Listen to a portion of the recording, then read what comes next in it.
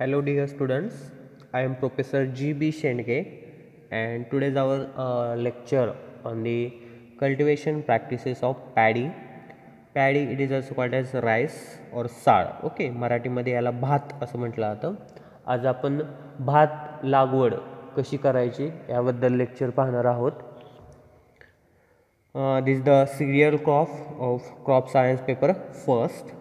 First is the botanical description of this crop. Paddy in Marathi it is called as भात असं म्हटलं जातं किंवा त्याला राईस असं म्हटलं जातं. This the cereal crop. Cereal crops means हे कसलं पीक आहे? तृणधान्याचं पीक आहे. Local name is rice or it is also called as sal. Okay, first इमेजमध्ये दिसते. Okay, this is a sal. Okay, आणि this is called as rice. Okay, ह्या राईसवरती जे वरती टर्फल असतं ब्राउनिश कलरचं, ओके, त्याला काय म्हटलं जातं? साळ. आणि प्रोसेसिंग करून ते जेव्हा ते साळ काढली जाते, ओके, आणि व्हाईटिश कलरचा राईस मिळतो. This the rice and this the sal. Botanical name of rice crop is Oryza sativa. Oryza sativa, this is the botanical name of rice crop. Family is Gramineae. Gramineae, all the cereal crops comes under the family Graminia and subfamily is Poaceae. And origin, this crop is originated from South India. Okay, हे crop mostly कुठं लावलं जातं? जिथं पाऊस किंवा पाण्याचं प्रमाण जास्त आहे, जिथं पाऊस जास्त असतो त्या रिजनमध्ये हे मोस्टली हे पीक लावलं जातं. Okay, this the botanical description of paddy crop. Local name is rice or it is also called as sal किंवा मराठीमध्ये त्याला भात असं म्हटलं जातं. Botanical name is Oryza sativa. Family is Gramineae. It is also called as Poaceae. And origin is South India. Okay, then see the next point, that is the economic uses of rice. Okay, आपल्या सर्वांना माहिती आहे राईसचा उपयोग काय आहे. आपल्या दररोजच्या आहारात राईस हे मोस्टली भात वापरला जातो. Rice is the most important staple food of over 60% of the world population. Okay, this is the most important staple food. Staple food म्हणजे प्रमुख अन्नधान्याचं पीक आहे राईस, आणि याच्यावरती 60% world population is depend on the rice crop. 60% population हे rice या पिकावरती depend आहेत. In India, rice is the main constituent of daily diet of peoples in southern and eastern part of the country.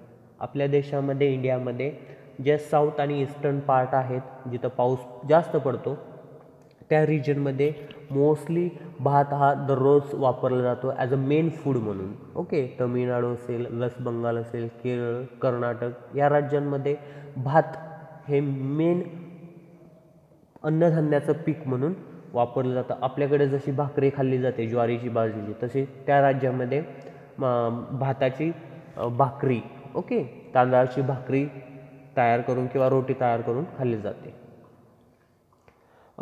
It is in the form of cooked rice. Okay, mainly eaten in the form of cooked rice. Okay, भात हे mostly शिजवून खाल्ला जातो.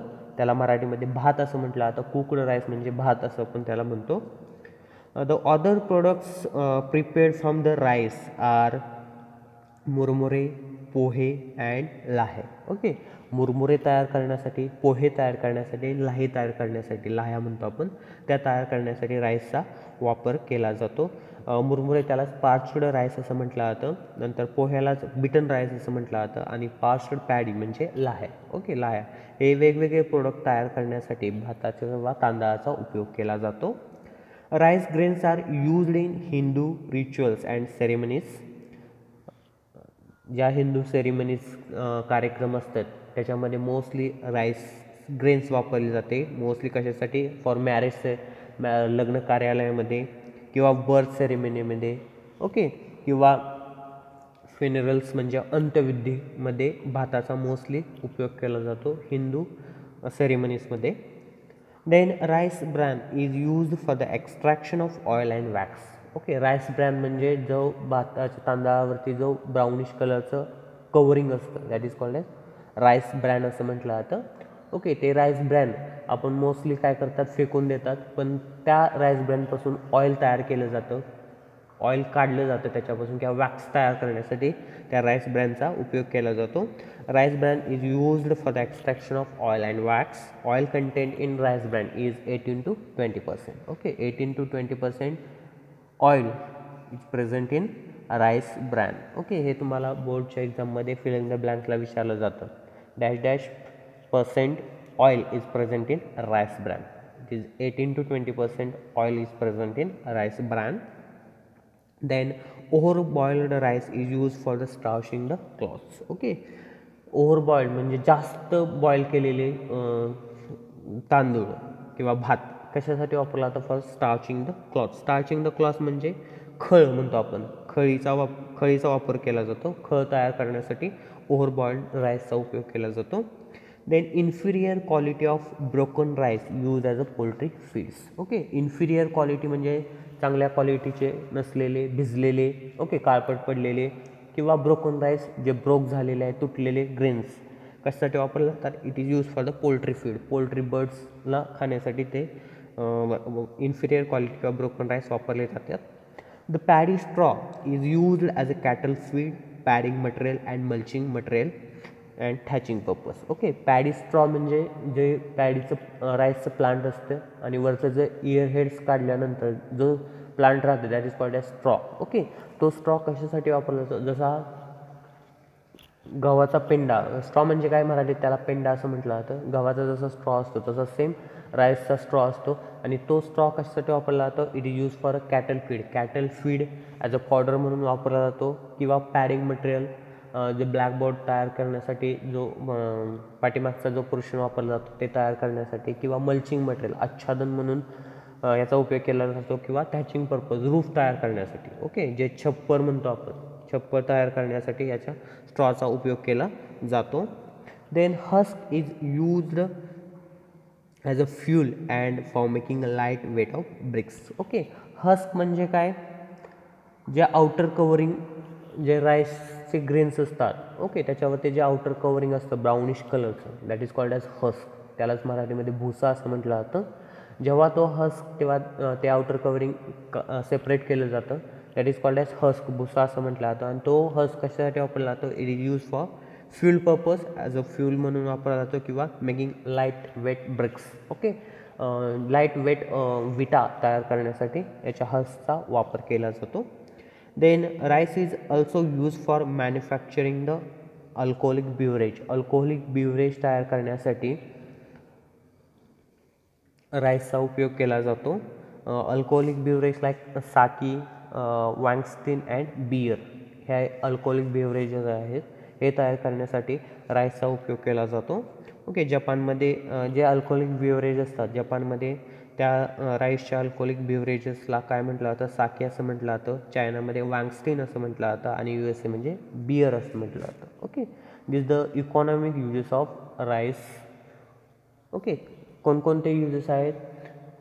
It is a important staple food crop आहे. It is mainly eaten in the form of cooked rice, त्याला भात असं म्हटलं जातं. ओके, अदर प्रोडक्ट्स कोणकोणते आहेत राईसपासून तयार केलेले? मुरमुरे असतील, लाहे असतील किंवा पोहे तयार करण्यासाठी. Grains of rice is use in Hindu सेरेमनीजमध्ये वापरले जातात फॉर मॅरेज, बर्थ आणि फ्युनरल्ससाठी. Then rice bran it is use for the extraction of oil and wax extract करण्यासाठी राईस ब्रॅनचा उपयोग केला जातो. ओव्हरबॉइल्ड राईस कशासाठी वापरला जातो? For starching the cloths. Then broken grains or inferior quality rice grains is used as a poultry feed. Then paddy straw is used for cattle feed, thatching purpose, mulching material purpose साठी वापरला जातो. Husk is used as a fuel. It is also used for the preparation of lightweight bricks तयार करण्यासाठी वापरला जातो. And rice is also used for the manufacture of alcoholic beverage like beer, sake, etc. Okay, these are the economic uses of rice crop. This is the most important crop. Paper फर्स्टमधील हे सर्वात महत्त्वाचं पीक आहे. याच्यावरती 8 मार्कचा question तुम्हाला fix paper फर्स्टमध्ये विचारला जातो, 8 मार्कचा. So this is the most important crop. Then see the area and production. In the area and production India's rank first in area as well as in production. Okay, भारताचा पहिला क्रमांक लागतो as a area आणि प्रोडक्शनमध्ये. Area म्हणजे सर्वात जास्त area हा भात पिकाखाली असतो आणि प्रोडक्शन म्हणजे उत्पन्न हे इंडियाचं सर्वात जास्त आहे. India's rank first in area as well as production among the rice production countries of the world. Rice is grown extensively in all East and Southeast Asia countries, which accounts for about 93% of the world acreage. The remaining 7% area lies in countries like USA, Brazil, US, Italy, and Spain. Okay. Then, though the area in these countries is less, but the per hectare production is much higher than Asian countries except Japan. Okay, in the world per hectare yield of paddy is highest in Japan. Okay, सर्वात जास्त उत्पन्न कुठून निघतं, कोणत्या कंट्रीमधून, जपानमधून निघतो. आणि सर्वात जास्त राईस हा साऊथ ईस्ट एशियन कंट्रीमध्ये लावला जातो आणि 93% world acreage under the south east Asian आहे आणि 7% area lies in countries like USA, Brazil असेल, इटली आणि स्पेन असेल. पण उत्पन्न ह्या देशाचं जास्त आहे आणि साऊथ ईस्ट एशियन कंट्रींचं कमी आहे. सर्वात जास्त उत्पन्न हे कुठून निघतं, कोणत्या देशातून, जपानमधून निघतं. In India this crop is mainly cultivated in Tamil Nadu, Andhra Pradesh, Madhya Pradesh, Orissa, UP, Bihar, West Bengal and Punjab. Okay, इंडियामध्ये सर्वात जास्त भात कुठं लावला जातो, कोणत्या राज्यामध्ये, तमिळनाडू असेल, आंध्र प्रदेश असेल, मध्य प्रदेश असेल, ओरिसा आहे, उत्तर प्रदेश आहे, बिहार, वेस्ट बंगाल अँड पंजाब ह्या राज्यामध्ये सर्वात जास्त प्रमाणात भात लावला जातो. This states accounts for near about 80% acreage and 76% of the production. Okay, out of 100, 80% area under this crop under these states and 76% production. In India per hectare yield is highest in Punjab. पंजाबमध्ये सर्वात जास्त उत्पन्न निघतं राईसचं as compare to other states. In Maharashtra, आता महाराष्ट्रामध्ये कोणत्या डिस्ट्रिक्टमध्ये हे पीक लावलं जातं. In Maharashtra major rice growing districts are Raigad, Ratnagiri, Sindhudurg on west coast and Bhandara, Chandrapur, Gadchiroli eastern part of the state. Okay, महाराष्ट्रामध्ये जिथं पाऊस जास्त पडतो, कोकण रिजन. ओके, रायगड आहे, रत्नागिरी आणि सिंधुदुर्ग ह्या जिल्ह्यांमध्ये सर्वात जास्त प्रमाणात भात लावला जातो आणि ईस्टर्न पार्टमध्ये भंडारा असेल, चंद्रपूर आणि गडचिरोली ह्या राज्यामध्ये जास्त, ह्या जिल्ह्यामध्ये जास्त प्रमाणात भात हे पीक लावलं जातं. आता अलीकडच्या काळामध्ये पुण्यामध्ये मावळ असेल, ओके, सातारामध्ये पाटण, कोयना इथंही भात शेती सुरू केलेली आहे. The crop is also cultivated in other districts of Maharashtra but area is less. Okay, हे जिल्हे सोडून दुसऱ्या जिल्ह्यामध्ये भात लावला जातो पण त्यांचं एरिया कमी प्रमाणात लावला जातो. Okay, this the area and production of the rice crop. सर्वात जास्त प्रोडक्शन हे कोणत्या कंट्रीमधून मिळतं, जपान. ओके, आणि राज्यामधून कोणत्या, Punjab. Then see the ecology. Ecology means study of climatic and soil requirement for the growing of paddy crop. In the ecology first see the climate. Rice is mainly grown as a tropical crop but also cultivated in the subtropical and temperate region. Mostly tropical crop म्हणून हे पीक लावलं जातं. Okay, tropical crop म्हणजे कसं climate लागतं याला. It requires hot and humid climate for proper growth. Hot म्हणजे उष्ण आणि ह्युमिड म्हणजे दमट. उष्ण आणि दमट हवामान लागतं for the proper growth of the crop. The temperature range for the optimum growth of rice is between 20 to 37 degree Celsius. Temperature किती लागतं, 20 ते 37 डिग्री सेल्सिअस याच्यामध्ये याला टेम्परेचर लागतं. In temperate region rice is grown in the warm part of the year. In tropical regions, 2 or more crops of rice can be taken in a year. Okay, temperate रिजनमध्ये जिथं जास्त उष्ण असा region आहे अशा रिजनमध्ये हे पीक लावलं जातं आणि ट्रॉपिकल रिजनमध्ये हे पीक 1 किंवा 2 सीझनमध्ये लावलं जातं. It is best suited to regions having high humidity, prolonged sunshine and assured supply of water. Okay, हे पीक मोस्टली कुठं लावलं जातं, जिथं हाय ह्युमिडिटी म्हणजे आर्द्रता जास्त असते, प्रोलॉंग्ड sunshine and assured supply of water, fix पाऊस पडणार अशा रिजनमध्ये किंवा अशा पार्टमध्ये हे पीक मोस्टली लावलं जातं. It requires 900 to 1300 mm rainfall per year. Okay, per year 900 ते 1300 मिलीमीटर एवढा रेनफॉल लागतो ह्या पिकासाठी. आणि it tolerates heavy rainfall and standing water in to the field. Rice हे पीक मोस्टली जिथं जास्त पाऊस पडतो, जिथं जास्त प्रमाणात पाऊस असेल, पाणी असेल, तिथं लावला जातो. आणि फ्रॉम सोविंग टू हार्वेस्टिंगपर्यंत, सोविंग केल्यापासून ते हार्वेस्टिंगपर्यंत या पिकामध्ये पाणी साठलेलं लागतं. Okay, it tolerate heavy rainfall and standing water in to the field. Okay, हे पीक टॉलरेट आहे, रेजिस्टंट आहे. जास्त पाऊस पडला तरी ह्या पिकावरती काही परिणाम होत नाही, किंवा जमिनीमध्ये किंवा त्या फील्डमध्ये जर पाणी साचून राहिलं तरी ह्या पिकाला काही फरक पडत नाही. जेवढं पाणी साचून राहील, जेवढा जास्त पाऊस पडेल, तेवढं ह्याचं उत्पन्न काय होतं, जास्त मिळतं. याची ह्या पिकाची ग्रोथ काय होते, चांगली होते. ओके, दुसरी पिकांमध्ये जर पाणी साचलं तर त्याच्यामध्ये इल्ड काय होतं, कमी प्रमाणात किंवा कमी इल्ड मिळतं. पण ह्या पिकाचं उलटं आहे, याच्यामध्ये जास्त पाऊस पडला किंवा जास्त पाणी साठलं तरी ह्या पिकावरती काही परिणाम होत नाही, उलट जास्त ग्रोथ होते आणि उत्पन्नही जास्त मिळतं. Okay, this the climatic requirement and then see the soil requirement for paddy crop. Rice is grown in all types of soil including acidic and alkaline soil. हे पीक कोणत्याही जमिनीमध्ये लावलं जातं. ॲसिडिक किंवा अल्कलाईन दोन्ही सॉईलमध्ये हे पीक लावलं जातं किंवा चांगल्या प्रकारे उगवून येतं. Clay soil having good water holding capacity and organic matter. So this soil is best or good for the rice cultivation. Clayey soil is good for the rice cultivation, कारण क्लेई सॉईलमध्ये काय असतं, वॉटर होल्डिंग कॅपॅसिटी जास्त असते. पाणी absorb करण्याची capacity clay सॉईलची चांगली असते आणि ऑर्गॅनिक मॅटरचं प्रमाण जास्त असतं. त्याच्यामुळे clayey soil is good for the rice cultivation.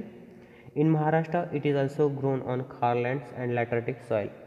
Okay, kharland म्हणजे क्षारपड जमिनी किंवा लॅटरेटिक सॉईल म्हणजे रेगूर मृदा असं आपण म्हणतो, ज्या लाल कलरच्या असतात. मोस्टली कोकणामध्ये आपल्याला अशा प्रकारची लाल कलरची सॉईल आढळते. अशा सॉईलमध्ये हे पीक लावलं जातं महाराष्ट्रामध्ये. It is also grown in kharland and lateritic soil. Okay, this the soil requirement for this crop. Okay, आजच्या लेक्चरमध्ये आपण काय पाहिलं, बॉटॅनिकल डिस्क्रिप्शन पाहिलं, इकॉनॉमिक युजेस पाहिले, एरिया अँड प्रोडक्शन पाहिलं आणि ecology, climatic and soil requirement of rice crop. Okay, next लेक्चरला आपण राहिलेले कल्टिवेशन प्रॅक्टिसेस पाहूयात. थँक्यू.